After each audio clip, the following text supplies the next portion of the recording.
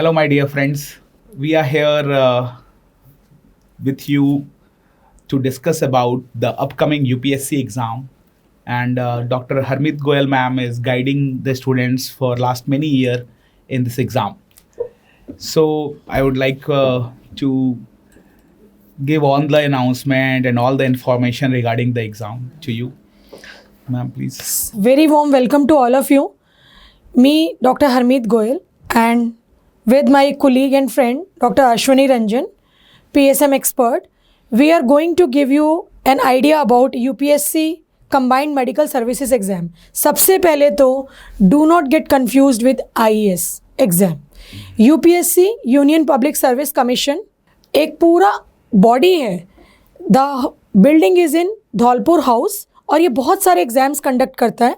Where for doctors it is combined medical services exam. The form has been released. So what are the details about this exam? Let us explain to you. And why I am explaining? Already cleared this exam during my PG time, but I joined my PG. That's a different issue, okay? But what are the advantages? And from where you can get, what is the fee? Everything I am going to discuss it here. So the form release on 19th April 2023 and the advertisement mode was online. And the last date, please just pay attention, the last date to fill the form online is 9th May 2023. You have plenty of time to fill, but why not start it today? Okay?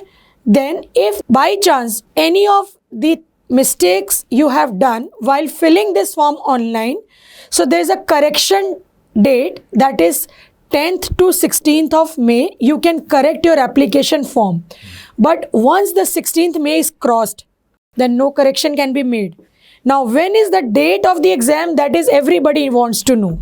16th of July. 16th of July 2023. And the good advantage is those students who are going to write INI CET exam, they can fill the form, and after their INI CET exam is the UPSC exam. So of course हमारी first choice PG ही होती है, but I would like to discuss about the advantages of UPSC as well. You never know. हमेशा जितने भी possible exams हैं सब देने चाहिए, and you should have an options to select. जैसे बहुत सारी shops होती हैं, हमारी काफ़ी हद तक ह्यूमन टेंडेंसी होती है, हम 2-3 शॉप्स तो जाते ही हैं. इसी तरह से जो भी एग्जाम्स अवेलेबल हैं हमें लिखने चाहिए. Now very big question, I have been getting calls and messages since the form is release. क्या फॉरेन मेडिकल ग्रेजुएट स्टूडेंट्स इस एग्जाम को लिख सकते हैं? Yes, they can also write. UPSC is wonderful. कहीं से भी आपने MBBS किया हो, वो सारी यूनिवर्सिटीज़ को रिकॉग्नाइज करता है. And what is the eligibility criteria, वो मैं आपको अभी बताती हूँ in short while. FMG clear करने के बाद ही तो होगा ये एग्जाम का? नहीं, ये FMG क्लियर करने से पहले भी कर सकते हैं. क्राइटेरिया में है कि आपका final year MBBS theory and practical should be passed from your university. ठीक है. एंड एज लिमिट क्या है इसका? जनरल कैटेगरी के लिए less than 32 years. 5 year relaxation है फॉर द रिजर्व्ड कैटेगरी. तो ये UPSC combined medical services exam है. कितना फ्रीक्वेंटली कंडक्ट करते हैं इसको? वंस इन अ ईयर करते हैं. एंड लैंग्वेज क्या है इसकी एग्जाम की? इंग्लिश है. मोड ऑफ एप्लीकेशन क्या है? ऑनलाइन है. और एप्लीकेशन फीस क्या है? 200 रुपया. पीनट्स. सिर्फ 200 रुपये. यार फॉर्म तो फिल कर दो. एग्जाम देना या नहीं देना वो तो बात की बात है. ठीक है. So at least fill your form. ठीक है. और गर्ल्स के लिए ये फॉर्म फ्री है और रिजर्व्ड कैटेगरी के लिए भी फ्री है. सो जो जनरल कैटेगरी के बॉयज़ हैं उनके लिए 200 रुपये है. ठीक है. मोड ऑफ एग्ज़ाम क्या है? ऑनलाइन. कंप्यूटर में होगा आपका एग्ज़ाम, कंप्यूटर बेस्ड ही होता है. ठीक है. बट मोड ऑफ काउंसलिंग जिनका सिलेक्शन है, इंटरव्यू जो है वो धौलपुर हाउस UPSC में होता है, वो आपका फेस टू फेस है. इंटरव्यू ऑनलाइन नहीं लेते वो. ठीक है. और एग्ज़ाम ड्यूरेशन कितना है? 4 आवर्स. ठीक है. सो एलिजिबिलिटी में डिस्कस हो गया ये बात. MBBS फाइनल ईयर कंप्लीट हो जाना चाहिए. एज लेस देन 32 ईयर्स है. मोड ऑफ पेमेंट क्या है? Online. Net banking, credit card, debit card. आप मोस्टली सारे फॉर्म्स भर ही रहे हो तो आपको ये ऑलरेडी पता ही है. एक मेरा सवाल था मैम कि पैसा कितना मिलेगा? अगर सेलेक्टेड हो गए तो मेरी तो मंथली इसमें सैलरी कितनी है? 7th पे कमीशन के हिसाब से सारे उसमें अलाउंस जो है HRA मतलब हाउस अलाउंस, ट्रैवल अलाउंस, सब कुछ मिला के 1 लाख प्लस सैलरी आपकी स्टार्टिंग में जाएगी। ये बढ़िया बात ठीक है। है। More than और जैसे जैसे आपका टेन्योर बढ़ता जाएगा, आपके इंक्रीमेंट्स और एरियर, अगर कोई नेक्स्ट पे कमीशन आ जाता है तो पुराने एरियर्स भी यूपीएससी में मिल जाते हैं। ठीक है। इसकी मेन सर्विसेज होते हैं railways, CGHS and municipal corporation. But sequence आपको क्या रखनी चाहिए? Municipal corporation first choice, second CGHS, third railways. अगर आपको रेलवेज में जाने का बहुत शौक है, बहुत सारे आपको बेनिफिट्स चाहिए, तो रेलवेज आप फर्स्ट चॉइस भर सकते हो। लेकिन एक डिसएडवांटेज क्या है? ट्रांसफरेबल जॉब है। अगर आप म्युनिसिपल कॉरपोरेशन भरते हो तो आप सिटी में ही रहोगे। ठीक है। अब इसको आपको डिटेल्स चाहिए, मैंने भी डिटेल्स कहाँ से लिए? यूपीएससी की वेबसाइट www.upsc.gov.in। ठीक है। सो ऑनलाइन अप्लाई लिंक करिए और आपके पास फॉर्म आ जाएगा, डिटेल्स आ जाएगा। ठीक है। ये सारा स्पेसिफिकेशंस हैं जो फोटोग्राफ और सिग्नेचर्स के बारे में है, that you can read it. अगर आपको ऑफलाइन भरना है तो बैंक चालान, ऑनलाइन भरना है तो credit, visa card, credit card, सब कुछ किसी से भी भर सकते हैं नेट बैंकिंग से। ठीक है। डॉक्यूमेंट्स आपको पता ही हैं कि आधार कार्ड, स्कैन फोटोग्राफ, ये सब हैं। ये सब आप फॉर्म्स ऑलरेडी भर ही रहे हो तो ये आपको पता ही है। यूपीएससी एग्जाम के ऊपर आते हैं, बताइए जी। 2 स्टेप्स में होता है एग्जाम, एक रिटन है और एक पर्सनैलिटी टेस्ट है। रिटन टेस्ट 500 है, जिसमें 2 पेपर होते हैं, पेपर 1 एंड पेपर 2, और एक ही दिन में होता है कंडक्ट। और इसके बाद इसका रिजल्ट रिलीज होता है, कट ऑफ कितने हैं उसकी लिस्ट रिलीज होती है, आपका सिलेक्शन हुआ है वो पता चलता है। फिर आपको वो कॉल करते हैं इंटरव्यू के लिए, पर्सनैलिटी टेस्ट होता है, उसमें आपको डॉक्यूमेंट्स लेके जाना होता है। जैसे मैंने बाल खोल रखे हैं ऐसे बाल खोल के नहीं जाना है आपको प्रॉपरली हेयर टाई करना है। जैसे डॉक्टर अश्वनी ने ऑयलिंग नहीं किया है तो हेयर की ऑयलिंग बहुत ज़रूरी है। टाई वाई लगा के, शर्ट पैंट पहन के, ब्लैक शूज़ पहन के जाना है। और गर्ल्स को भी सूट में, प्रेफरेबली दुपट्टा वाले सूट में। तो पहला इंप्रेशन बहुत बढ़िया है। जब तक आपको जो चेयरपर्सन है वो ना बोले आप चेयर खींच के मत बैठें, कभी भी ऐसे ना बैठें, पैर चढ़ा के ना बैठें। ठीक है। ये सारे बहुत इंपॉर्टेंट एटिकेट्स हैं, ये हम अलग से किसी वीडियो में भी रिलीज करेंगे। Let's talk about this today. तो ईच पेपर जो है वह 2 घंटे का है। तो पेपर 1 है, पेपर 2 है, जिनका ड्यूरेशन है 2-2 घंटे। सब्जेक्ट्स बताइए सर। पहले पेपर में आपके जनरल मेडिसिन होगा और पीडियाट्रिक्स होगा। जनरल मेडिसिन के क्वेश्चन इन्होंने सबसे ज्यादा रखे हैं 96। और नहीं, ये टोटल ड्यूरेशन 2 घंटे है, ये थोड़ा सा रॉन्ग आ रहा है इसमें। अच्छा। कि इसमें जो टोटल ड्यूरेशन है जिसमें मेडिसिन प्लस पीडियाट्रिक्स है वो 2 घंटे है, तो जिसमें 96 क्वेश्चंस मेडिसिन के हैं, 24 क्वेश्चंस पीडियाट्रिक्स के हैं। सो टोटल 120 क्वेश्चंस हैं। लेकिन मार्क्स कितने हैं? 250 मार्क्स हो गए। पहला पेपर हो गया, ये पहला पेपर हो गया। दूसरा पेपर जो हमारे सब्जेक्ट्स हैं, सब्जेक्ट रहेंगे। भाई हम लोग एक्सपर्ट्स हैं, बैठे हुए हैं, गायनी की मैं, PSM के सर, तो हमारा सब्जेक्ट बढ़िया से पढ़ के जाइए। तो इसमें जो नंबर ऑफ क्वेश्चंस हैं वो 120 हैं। तो इन्होंने तीनों में डिवाइड कर दिए। सर्जरी वाले भाई 40 क्वेश्चंस, गायनी ऑप्स के 40 क्वेश्चन, PSM जिसने PSM गायनी पढ़ लिया बल्ले बल्ले हो गई उसकी, तो हो गया बेड़ा पार। सो ये हो गए 250 मार्क्स। सो 2 घंटे का है, तो यानी 250 + 250 टोटल 500 मार्क्स का हो गया। इसकी कट ऑफ यूपीएससी की वेबसाइट पे पिछली कितनी रही है आप चेक कर सकते हैं। पर्सनालिटी तो आपको इंटरव्यू देके ही बताना पड़ेगा, उसमें हर एक जने का एक्सपर्ट ज़रूर बैठा होता है। चेयरपर्सन के साथ एक PSM वाला ज़रूर मिलेगा, गायनी वाला ज़रूर मिलेगा, मेडिसिन और सर्जरी में से कोई एक हो सकता है या दोनों भी हो सकते हैं। ठीक है।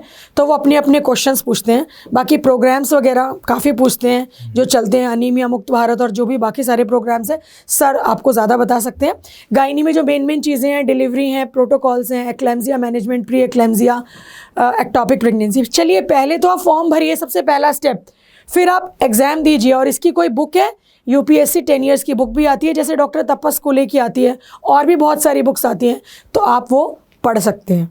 इसमें एक बेस्ट चीज़ ये है जो मैम बता रही थी, और एक शुरू होने से पहले डिस्कशन, कि जो आप पेपर देते हैं उसके आंसर्स के साथ वेबसाइट पे सारे डिटेल आ जाते हैं।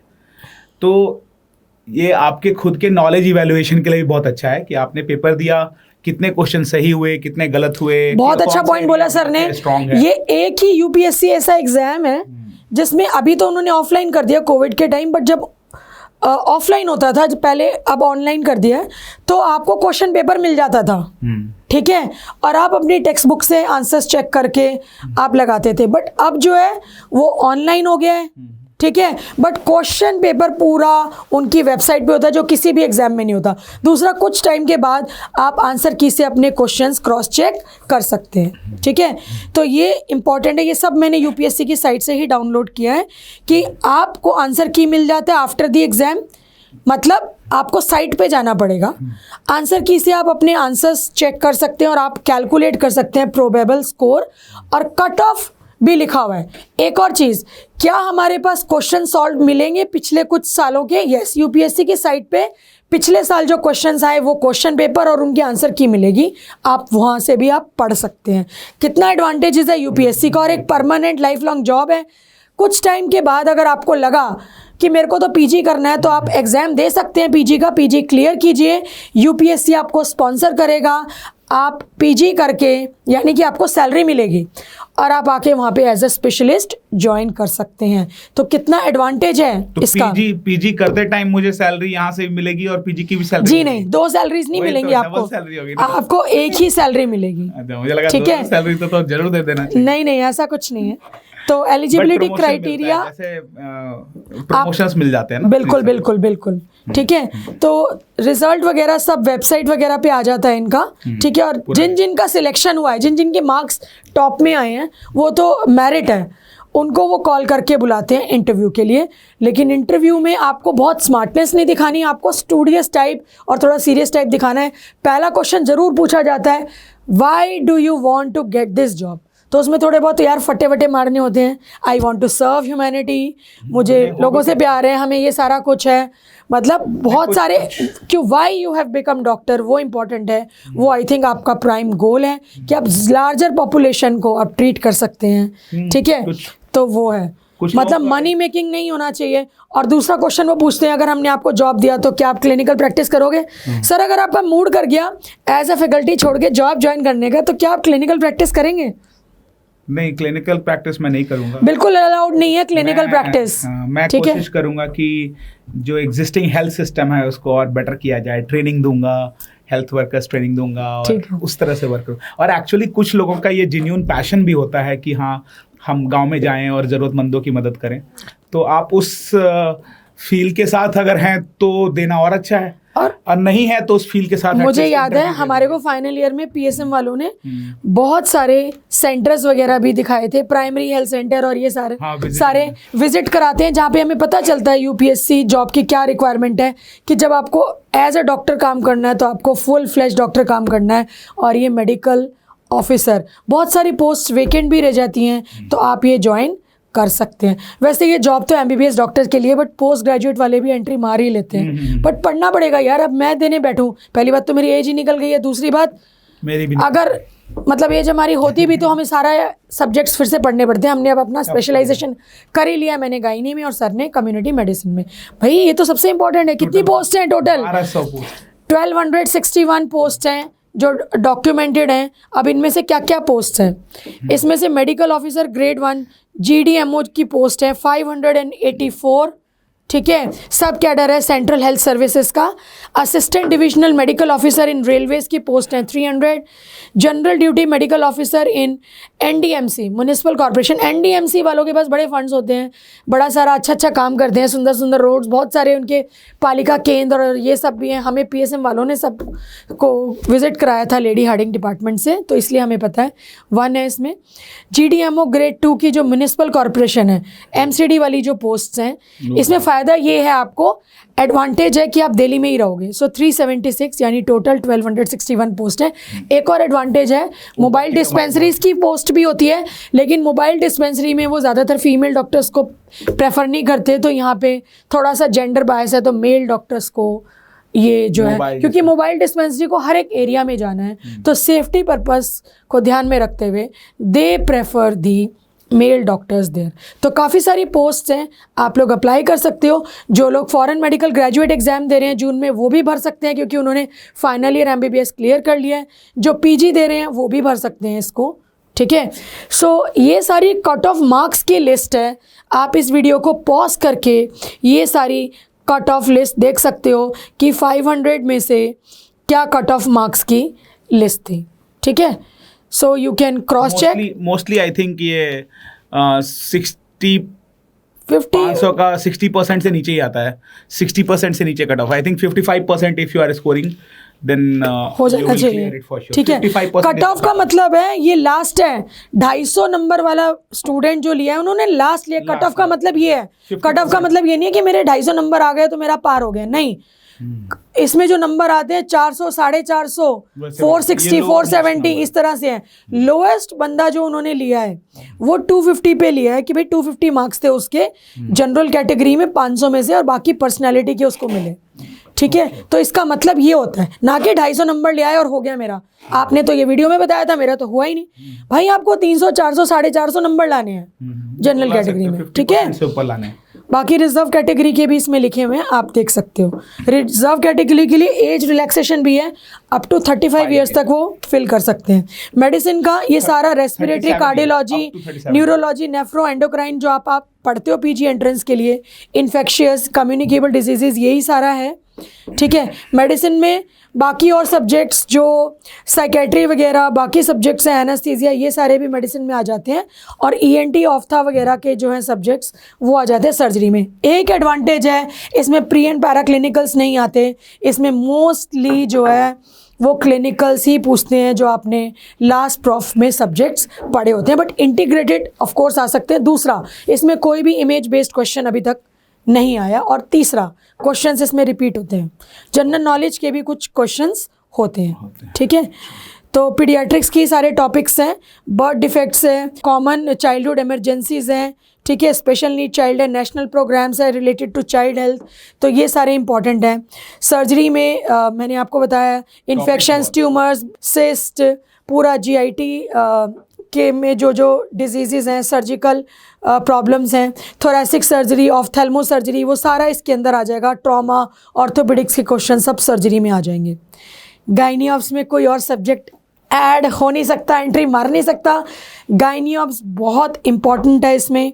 तो इसमें जो भी आप सारा पढ़ रहे हो अपना पीजी एंट्रेंस के लिए, या फिर जो फॉरेन मेडिकल ग्रेजुएट स्टूडेंट्स हैं वो सब इसमें पढ़िए। नॉर्मल डिलीवरी है, क्लेम्जिया है, एक्टोपिक प्रेगनेंसी है, ठीक है। तो उसमें सिमिलर से ही क्वेश्चन आते हैं, क्लिनिकल सिचुएशन, कभी कभी सिंगल लाइनर्स भी पूछ लेते हैं। बताइए सर, पीएसएम का कॉमन टॉपिक है, पीएसएम और गायनी का, कॉन्ट्रासेप्शन, एमटीपी, ये सारा कुछ। रूरल अर्बन सराउंडिंग्स में क्या क्या कॉन्ट्रासेप्टिव मेथड्स हैं, स्टरलाइजेशंस हैं, ये सब पूछते हैं। कम्युनिटी मेडिसिन का थोड़ा सर बताएंगे। आई थिंक कम्युनिटी मेडिसिन में मैंने जो यूपीएससी के प्रीवियस ईयर पेपर्स देखे हैं उसमें 4 एरिया वो मेनली ध्यान देते हैं। एक तो वो कम्युनिकेबल डिजीज़ को बहुत पूछते हैं, दूसरा वो वैक्सीनेशन को बहुत पूछते हैं क्योंकि वैक्सीनेशन फिर से कॉमन है, वैक्सीनेशन, साइड इफ़ेक्ट्स और जो उसके क्लिनिकल क्वेश्चंस रहेंगे, live vaccines, classification of vaccines, वो वाला पार्ट। थर्ड पार्ट जो थोड़ा सा वो हेल्थ एडमिनिस्ट्रेशन प्लानिंग भी पूछते हैं, और जो नेशनल प्रोग्राम्स है वो पूछते हैं बहुत ज़्यादा। तो ये 4 तो मिस आउट नहीं करने वाले टॉपिक्स हैं इस यूपीएससी एग्ज़ाम के लिए। इसके अलावा जो इमरजेंसी से रिलेटेड हैं वो सारे के सारे इंपॉर्टेंट हैं क्योंकि वो आपके क्लिनिकल स्किल चेक कर रहे हैं। ऑक्यूपेशनल हेल्थ भी देख सकते हैं क्योंकि CGHS वगैरह है तो इसमें यहाँ से भी क्वेश्चन आते हैं। न्यूट्रिशन इंपॉर्टेंट है क्योंकि मेडिसिन के टॉपिक में भी मैम आप जब बता रही थी तो देखा कि वहाँ भी न्यूट्रिशन एंड हेल्थ था। तो ये टॉपिक्स यूपीएससी के लिए मस्ट डू टॉपिक्स हैं। Of course other are also important, but ये आप जरूर कर लीजिएगा। इन्वायरमेंट कर लीजिएगा। इपिडेमियोलॉजी और बायोस्टैट जो कि INICET के लिए बहुत अच्छे इंपॉर्टेंट टॉपिक हैं, वो यूपीएससी में बहुत ज़्यादा नहीं आते हैं। फिर भी cohort case control study type से क्वेश्चंस आते हैं। तो these are the main topics and अच्छी सैलरी है 1 लाख से प्लस पर मंथ की। अगर आपके पास परमानेंट जॉब है पीजी करते हुए फिर आप वापस जॉब ज्वाइन कर सकते हैं। तो अगर आपने एक फोकस बनाया है कि एक ये पीजी एग्ज़ाम है, एक ये कॉलेज है, तो मैं ये बिल्कुल नहीं कहूँगा कि आप इसको दीजिए, फिर आप अपना उस एक फोकस पे बड़े रहिए। लेकिन जैसे अगर एक और चीज़ मैं थोड़ा इंटरप्ट करना चाहूँगी, हाँ। कि जैसे सपोज आपने पीजी एग्ज़ाम दिया और यूपीएससी का रिजल्ट आने में, इंटरव्यू कॉल आने में उससे पहले आपके सारे पीजी एग्ज़ाम हो जाते हैं और आपका रिजल्ट भी आ जाता है। फॉर एग्जांपल आपके पास पीजी की सीट है और साथ में यूपीएससी जॉब है, तो आप क्या सिलेक्ट करेंगे? आई सिलेक्टेड माई पीजी, ठीक है, और मैंने यूपीएससी जॉब को ज्वाइन नहीं किया, हालांकि मेरा मेडिकल वगैरह सब कुछ हो गया था, मेरा ज्वाइनिंग कॉल लेटर भी आ गया था, रेलवेज मिला था मुझे, बट तो जो आप लोग join young करती हो- मैम, अगर वो आप ज्वाइन कर लेती नहीं, तो और फिर- ज्वाइन करके फिर 3 साल नहीं। बाद ज्वाइन कर लेती सीनियर पोस्ट नहीं, में फिर जाकर। मुझे दोबारा पीजी एग्जाम देना पड़ता, वो वाला एलिजिबल नहीं होता। दो में से आप एक ही सिलेक्ट कर सकते हो ना। अच्छा, उस तो time ये एक ही select कर प्रैक्टिस सकते के लिए भी अच्छा एग्जाम है, आप हाँ, दीजिए जरूर, क्योंकि कुछ दीजिए। क्वेश्चन कहीं ना कहीं रिपीट होते हैं। And I would really hope कि आपका पीजी क्लियर हो जाए। यूपीएससी आप लेटर ऑन पीजी कंप्लीट करने के बाद भी दे सकते हैं। बहुत सारी मेरे पास क्वेरीज आती हैं ऑन यूट्यूब चैनल कि क्या इसको एमबीबीएस के अलावा और लोग भी दे सकते हैं, बीएमएस बीएचएमएस? तो आंसर है नो। नर्सेज दे सकती हैं, तो आंसर है no. This is only for MBBS doctors. बाकी जो और फील्ड के डॉक्टर्स हैं वो आप अपना सर्च कीजिए, अपने सीनियर से पूछिए आपके पास क्या अवेलेबल हर जगह ऑप्शन है। सिचुएशंस हैं। आप सो field कर सकते ज़रूर फिल कीजिए exam and go ahead for it and try your best. इसमें कई मिस्टेक्स होती हैं तो आप आगे के एग्जाम से एटलीस्ट बच जाएंगे, क्योंकि कुछ ना कुछ क्वेश्चंस ओवरलैप होते हैं। So all the best girls and guys, thank you so much. You can जैसा कि फिल द मैम ने फॉर्म। कहा कि अगर आप एग्जाम को लेके सीरियस हो तो प्रीवियस ईयर क्वेश्चंस को जरूर देख लेना, चाहे वो कोई भी एग्जाम हो, प्रीवियस ईयर क्वेश्चन पे कमांड होना चाहिए, तो यूपीएससी के लिए भी वो होना चाहिए। And all the best for rest of your exams. Thank you so much. 10 विदाएं।